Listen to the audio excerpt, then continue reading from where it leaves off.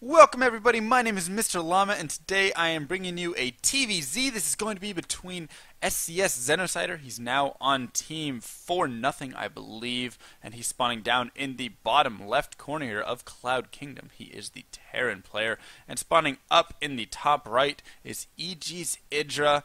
Everybody knows Greg Idra Fields. And Xenocider with a little bit of smack talk, and it just says, "Who are you? I don't even remember playing you very much." So SCS is StarCraft 2 strategy, and Xenocider. This is a slightly older game between these two players, but it was sent to me, and I heard it was a decent game, so I'm gonna go ahead and cast it anyways. So they are just going at it here in their talk, and I think I've actually casted Xenocider before, or I might have played with him once before. I can't remember. I don't think, of course, it was like a ladder game, but I do believe he was just hanging out in a channel one day and he was looking for somebody to play. I think I played him. He probably beat me. That would sound about right. So he is well known for a lot of early Terran strategies, lots of cheesy things, but very just like aggressive openers and stuff. He's not been known to be somebody to grab that triple orbital or anything like that. So right now it looks like Xenocider will be just going for the typical gasless expand at this point, unless he decides to do some sort of crazy throwdown 7 racks or something. But that wouldn't be too good on this map here, as the Overlord can easily spot all of those Marines popping out, and then EGIdra would be able to react fairly easily. But EGIdra opening hatch first, so both players very, very standard in their openers at this point, and we'll just kind of have to wait. And still just going on in that chat. And so we'll just kind of have to wait and see where exactly the players do decide to deviate from the typical path. We'll see if EGIdra takes a fast third. We'll see if there's going to be possibly Banshees, if he's going to be even be going for Reactor Hellions off of this, or if he's just going to go into some sort of Marine Marauder push, possibly. Lots of variations, of course, to see. So it looks like EGIdra will be able to get in there and see his opponent going for that expansion right there. So he knows exactly what's up. Did he even send a drone scout? No, he did not. So he's just going to go ahead and scout with that Overlord, sees the command center, and says, "Alright, I feel completely safe with what's going on there." And that was strange. Lost my mouse there for a second. Okay, so second depot being taken right here. Still nothing crazy really going on. Drone transfer for EGIdra. Pool is up, and the queens have been started at both of the hatches. So when these lings get out, he will be able to push out, maybe snipe a Marine with these two lings. We'll have to see if Xenocider is going to be able to pull it back, or if the lings will even go out for scouting, or if they're just going to look possibly at the third. For an SCV, sometimes Terran players will drop a bunker or an engineering bay over here at the third base to block it, just kind of be annoying. So that's something to look out for. In the meantime, we do see Xenocider pushing over here with an SCV. Is this just going to be a scout SCV? Or no, he's taking a fast third base. So very unlike him, as generally you will see him go for early aggression, or at least from what I've seen playing against him, casting him a couple of times, I do believe. But I suppose he knows he's playing against EGIdra. He knows EGIdra's a very macro-oriented player himself, and so he's going to go ahead and kind of out-macro cheese his opponent and try and get away with it with this fast third base, not even in base. A lot of times you'll see that fast third orbital in the base. This is a very risky position to put it in.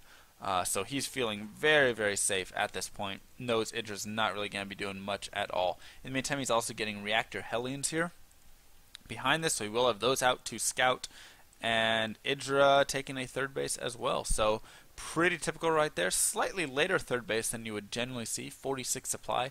A lot of times right now you are seeing players taking them 36 supply, even earlier. You'll see them all the way up to 24, 25 supply sometimes, kind of like a ZVP sort of style with the mass queens. But EGIdra instead just going to opt for a slightly later third there. Still gets it before the 6-minute mark, so not terrible. And now Xenocider does have his third base up and will be morphing that into an orbital possibly. Yes, so he will be making that into an orbital. I wasn't sure if he was going to make that a planetary due to the timing. He doesn't even have an engineering bay though, so I suppose he couldn't even do that. But yeah, so the Hellions are going to be out in a couple more seconds right here, he will be able to push over there and scout and see that he has not seen anything. So this right here is what surprises me about the fast third base, and this is completely metagaming your opponent, saying, I know that EGIdra's not a rusher, because any sort of Roach Bane bust, anything like that, even just 7 Roach Rush or anything, would have been extremely difficult for XenociDer to deal with, as he does not have a bunker even up at this point. So he was simply sitting with 3 Marines, and that was all of his defenses for the first 6:37 minutes of the game here, until these Hellions did pop out. So now he will be able to get over here, scan his opponent, at the very least just deny this creep spread from continuing out, which is so important for a Terran player to do. And I think a lot of Terran players don't really think about that too much. Or, I mean, I'm saying the lower leagues, you will see a lot of players. So there we go. He's going to be able to push up, start sniping those, force cancels. But they'll kind of rush their Hellions in, get like 5-6 drone kills, maybe 7 or 8, lose all their Hellions. And they're like, yeah, that was probably about an even trade. But really, in actuality, you lost all of the creep tumors that you could have been denying as well. So then the creep spread's going to continue out, and it's just not really worth it unless you can really get in there and snipe off. I mean, like whole lines of drones that make it so cost efficient.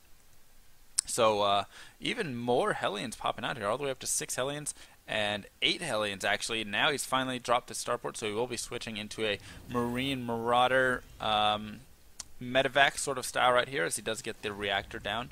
And Stim will be finishing up in about 50 seconds as well, 40 seconds. Excuse my terrible math right there for a second. So both players just playing extremely macro-oriented, but there is a huge Ling push out right now. As I say that, he needs to be careful not to lose too many Lings right here. He doesn't really get a very good surround, and XenociDer doing such great play with these Hellions. He's able to block it off, and is he going to murder all of these Lings? Wow. So all of those Lings will go down at the cost of 4 Hellions, it looks like, and that right there is going to chalk up 1,000 easily into resources lost. In the meantime, though, it looks like EGIdra was able to sneak some of these Lings by, at least over to the base here, the third base of XenociDer. He's going to be able to pick off a few Marines and Marauders, but will it be enough? It doesn't look like it. These Banelings are going to finish. They won't be able to explode on anything right there, and more Lings now streaming over for EGIdra. So EGIdra going extremely heavy with the Ling aggression right now, continuing to pump out Lings if we do look at his base, and he's doing some decent damage actually. Is it going to be enough though? I'm not sure. We may have to see XenociDer pull back, possibly just lift up this third base. But I don't know if enough was killed. If we look at the resources lost there, you can still see so many resources lost for EGIdra. He's going to go ahead and stream in with some more Lings, tanks, and Marines being lifted up to the front right here, or to the main base, I should say. SCVs having to be pulled back yet again, going to actually be attacking, and the Marines will be unloading, so hold position does go down on these SCVs to kind of block in the way, and that's probably going to be the end of that aggression for EGIdra, as now he's starting to drone up and take a 4th base. So well done by EGIdra right there. How many workers did he kill? 12 workers, so not a terrible worker kill count at all, but I'm still not sure it was enough damage done. As you can see, he still is behind about 1,400, 1,300 resources in that tab, and back home he still doesn't even have his lair completed. So 12 minutes into the game, his lair tech is just going up, and his 1-1 is only halfway done. In the meantime, we do have 1-1 already finished for our Terran opponent, but he will not have 2-2 for at least 30 seconds right here, as his armory is going to be finishing up. So the Ling is going to continue streaming across a little bit, trying to pick off these rocks here in the middle. I like this play right here so that he can't get blocked in by those Hellions, things like that again. Any open paths for a Zerg are good paths, so feel free to always be clearing off those rocks. Very smart play. Meantime, XenociDer are going to be fighting this ramp yet again, going to see some more Lings by EGIdra starting to stream out, and once again, EGIdra continuing this Ling aggression. The thing that you have to remember, though, is that these Lings are still 0-0. They don't even have the 1-1 yet. Infestation Pit is going down right now, so 13 minutes, a little bit late for sure, but at least he will have the Infestors. And what I'm interested in seeing is that XenociDer has not gone for a single drop yet this game whatsoever. So he has these Marines and Medevacs all gathered up right here, but he's simply going to rely on just having all of these units kind of sitting together, just waiting, building up a little bar right here. He needs to be careful, though, because if he does wait too late, the Zerg will go ahead and get ahead with that 4th base economy getting up, and he'll be able to just kind of get out those infestors, possibly get to Broodlords, and just massacre this Terran ball as it pushes out. So here we are going to see the Terran Xenocider start to push out now. This is probably a good time as the infestors are still on the way, about 40 seconds until those finish. The Hellions do have blue flames. That's going to be huge in this engagement here, as he'll be able to obliterate so many of those lings, but they do get surrounded, unfortunately, so he was a little bit delayed in getting over there. The Banelings do finish, though. He needs to be very careful not to stand on the creep. He needs to have some good splits right here. It looks like he's splitting decently well. Going to take a couple of hits, but overall, very nice splits by Xenocider right there, and that's going to force EGIdra back for a little bit at least, and now we're going to see Xenocider squeeze into a little choke right here. The Lings really can't do too much. So many medevacs overhead, but a infestor pops at a great time to get a fungal growth down. I don't know if it's going to be enough, though. Another stim goes down.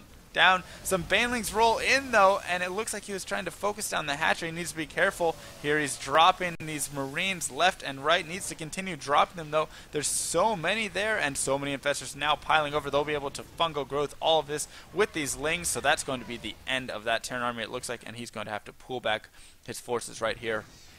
So EGIdra able to clean that up, still though with a lot of resources lost and a lot of infestor energy actually had to be used right there. I think he used about 4 or 5 fungals, plus he lost a couple of infestors. So nicely done by Xenocider, able to clean that up, taking his 4th base just now. I feel like this is possibly a tiny bit late. He probably could have taken it a slightly like when he was starting to push out. Generally you want to start taking that 4th base, but he will be taking it anyways. And infestors burrowed, now going to be moving towards the base here. Does he have any detection whatsoever? It does not look like it. The depots are down, so those can get into the main if they want, or they can just head over to the natural and fungal growth all of these SCVs. It looks like they'll be going to both places. In the meantime, though, we do have an engagement up here. Some nice Marine splits once again, avoiding as many fungals and banelings as he can. In the meantime, the infestors are chilling. I'm waiting for them to spew out those little infested Terrans. 4th base, though, for EGIdra going to be going down, so it looks like Xenocider are going to be able to clean that up right there. And there's the infested Terrans at both the natural and in the main right there. These SCVs will be taking a lot of damage, but it doesn't matter. Xenocider's continuing to push into this 3rd base, and look at how well he has everything spread. So fungal growths are only touching 2, 3, 4 units every time, and the blue flame is so deadly against all of those Lings right there. EGIdra is just in a rough position. He's able to clean out both of these mineral lines pretty well, though. How many workers killed does he have? 36 workers killed. But I'm still not sure if it's going to be enough. You have to remember that the Terran player does have the mules, and he does have this 4th base finished, so he can move that over fairly soon, I would imagine. But it looks like he's just going to continue pushing in here, trying to take out this 3rd base, and if that goes down, it is going to be back to mining on basically nothing. He really doesn't have too much of a force left. He's going to have to let this 3rd base fall. And the superior upgrades, it looks like 2-2 versus the 1-1 right there, are just going to really be killer. You cannot be behind in upgrades against a Marine Marauder composition like that. And it looks like that's going to be it. It's just going to be leaving the game, and Xenocider going to take this game right here. So my name is MrLlama. I hope you guys enjoyed this cast, and I'll see you guys in my next video.